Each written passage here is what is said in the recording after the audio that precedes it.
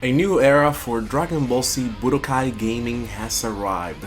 First off, I want to thank Muro and Deadly Rave Neo for running most of the tests to make this possible.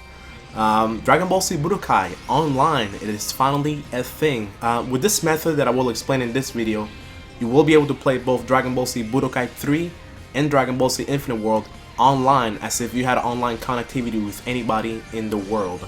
I will provide a few links in the description, of course, for you guys to check out and make sure to follow through, and also some description on what the specifics of the method that I'm going to be discussing are. So make sure to check those out in the description, and let's get on with the topic at hand. Now, the first thing we want to do is download the first link in the description, which is a file to PCSX2 Online. PCSX2 Online is an emulator for PlayStation 2 that allows you to play online with any PlayStation 2 game. And so specifically for this, we will be discussing how to use it to play Budokai 3 and Infinite World online. We're going to go ahead and want to extract the file into our computer. We can actually extract it, with 7-zip or WinRAR. Just extract the file. We can go ahead and delete the one that was zipped, and actually we're going to copy the one that we have, remove it into our desktop. Now in this video I already actually did this, and I already have it downloaded onto my computer, and my settings are saved, so I don't want to override it. Now once we have done this, we're going to go ahead and open up the PCSX2 online file, that is online folder that is in our desktop. We want to go ahead and open it up and open the PCSX2 file included in that folder, which should be very near the bottom. Once we open that, we can close out everything else. Everything else is not needed at this point. We can go into configuration, and from configuration, the first thing I usually do, and this actually helps me a lot, is to go to the audio settings, the audio plugin settings, and reduce the volume latency to as low as it can possibly go. This is going to make it to where anything that's happening on screen happens as close to real time as possible, at least from the sound cues available in game. The next thing's up, because we're going to go to controllers pad, and in controllers pad you can go on pad 1, and you can actually map out your controller. If you hook up like a PlayStation 4 controller into your port, you can actually click the button that you see on the screen, for example square, and then when you click square on your controller, and it will actually map it out on there. Also in the bottom left corner of that screen, you will see also a clear all button, so if there's already something inputted in there, you can just click clear all and it will clear it out for you. The next thing and last is also to check out the plugin settings for the video. Plugin settings for the video are somewhat important. They will define what the quality of the file of the running software is. So if it's too high for your computer, it will make you lag, so we don't want that. And last but not least, we go to our ISO selector, and we can select one of the ISO files, the Dragon Ball Z Budokai 3 or Dragon Ball Z Infinite World. And those are USA files, of course. And then we finally just boot up the game to check out and make sure everything is working fine. Now with PCSX2 downloaded and configured, we can download Hamachi. Hamachi, we can also find it on Google by just typing Hamachi on Google, and it should be the first link in the search engine, or you can just check out the description and it should be the second link in the description. So for Hamachi, we want to download the unmanaged version of Hamachi. This is the program that pretty much gives you like a fake IP address and allows you to connect and ping other computers in your network, pretty much within the network on the internet, pretty much the whole world. So once you download this file, just go ahead and place it on your desktop, and that's pretty much all you got to do at this point. Now that you have Hamachi downloaded, you will have to create an account in Hamachi to be able to use it, and once you have done that, which I will not show of course because I already have one, you will actually be able to log in, and you will actually be able to go into the network option that you see up top. The network option is going to allow you to either create a network or join a network.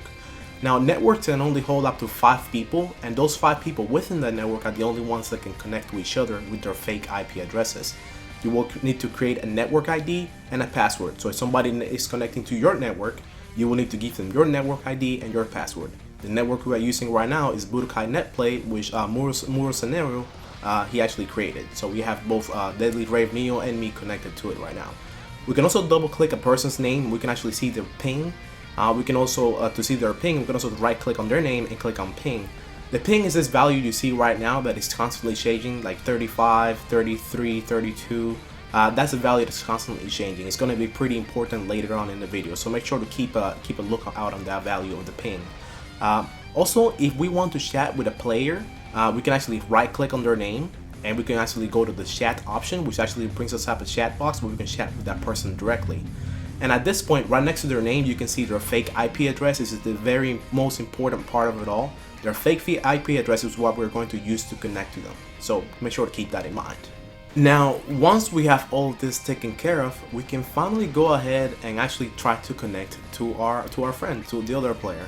Now, for the connection part, we want to go ahead and actually make sure to remember that a fake IP address that we see right there next to their name in Hamachi. We're going to actually boot up the PCSX2 online, and we're going to check that our CD, DVD, ISO selector is actually the correct game. The correct game has to be the same for both players. So if both players want to play Infinite World, they have to have selected Infinite World. We're going to type in our name for hosting, and we're going to select a local port and uncheck both safe replay and read-only memory card. The 75 local port, both players have to have the same port. So if I say 75 when hosting, when the other player is connecting to me, they must also have 75 chosen. Now, as far as you being the player that decides to connect to the other person is hosting, we will go to connect.